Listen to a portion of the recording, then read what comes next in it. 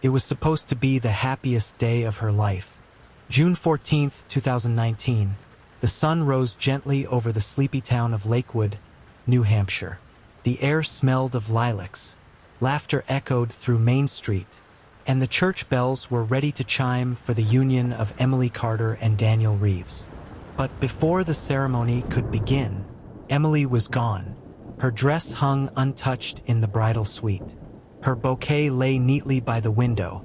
Her phone, vows, and a handwritten note, just 3 words long, sat on the bed. It read, "Forgive me, Daniel." That was the last anyone ever saw of Emily Carter. The police called it a disappearance. The town called it a tragedy. But for Daniel, it was a mystery that would haunt him forever.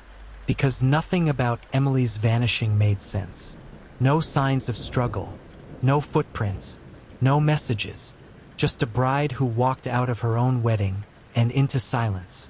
Detectives searched the church grounds, the nearby forest, the lake. They found nothing.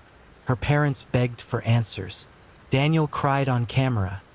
Some said he was heartbroken. Others said he was acting. That night, the local police chief made a statement. "We believe Emily left of her own free will. There's no evidence of foul play." But not everyone believed that. In the coming days, Lakewood's perfect image began to crack. Rumors spread like wildfire through the town. A friend claimed Emily had been crying the night before the wedding. A neighbor reported seeing a strange car outside her house at midnight. And then there was the note. 3 simple words. "Forgive me, Daniel." Forgive her for what? Some believed she ran away. Others whispered that she was taken. But one thing was clear, Lakewood would never be the same. For every missing person, there's a story waiting beneath the surface. And for Emily Carter, the surface was about to crack wide open.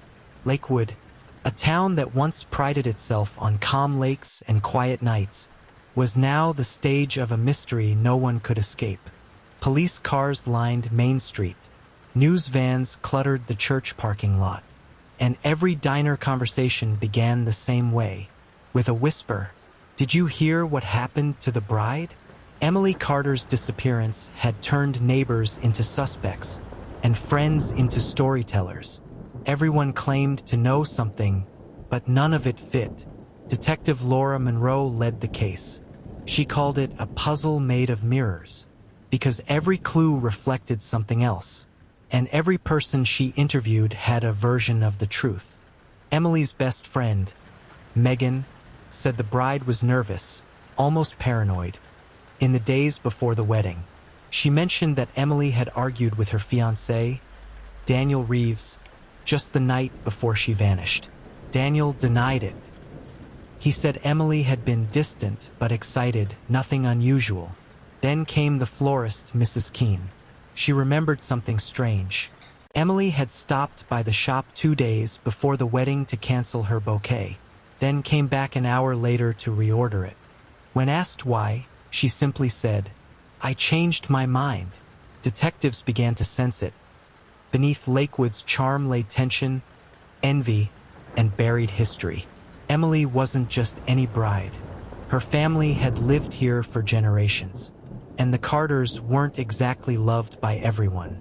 Old disputes, unpaid debts, even a land feud between Emily's father and Daniel's business partner.